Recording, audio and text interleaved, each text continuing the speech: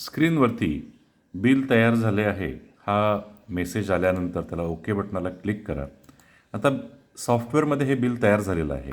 जे बिल तयार झालेलं आहे हे पाहण्यासाठी आपल्याला रिपोर्टमध्ये बिल छपाई या मेनूला क्लिक करायचं आहे. मी कीबोर्डवरील एंटर बटनांना पुढं प्रोसेस करतो आहे.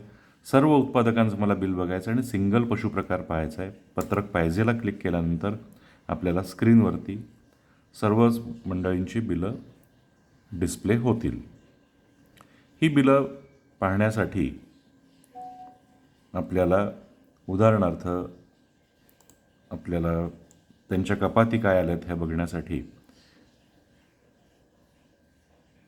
आता इथं सर्वच लोकांचे 9 आणि 10 तारखेचा डेटा नसल्यामुळं ब्लँक आलेला आहे, परंतु त्यांचे सर्व फॅट, लिटर्स, SNF हे आलेले आहेत.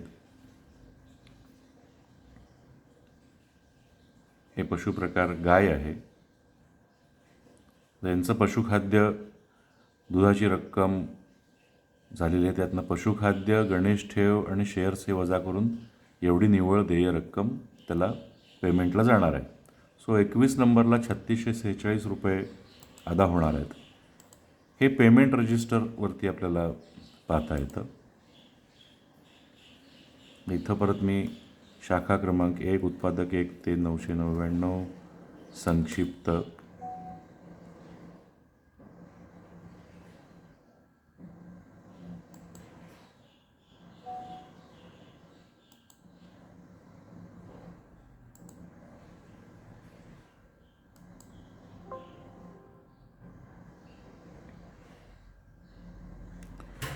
तर पत्रक आपल्याला स्क्रीनवरती येईल आणि त्याच्यामध्ये आपल्याला उत्पादकांची नावं, त्यांचे लिटर्स, त्यांचे कपाती, एकूण कपाती आणि त्यांची देय रक्कम आणि त्याच्यासमोर त्यांची सही घेण्याचा रकाना असा हा पेमेंट रजिस्टर तुम्ही प्रिंट करून ठेवावी.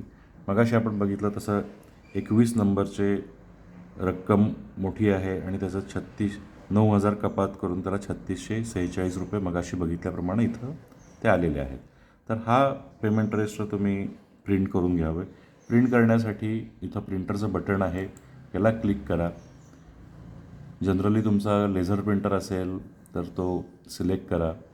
डिफॉल्ट शक्यतो तुमचा पावती प्रिंटर असतो, त्याला क्लिक करू नका. जो तुमचा प्रिंटर आहे तो निवडा.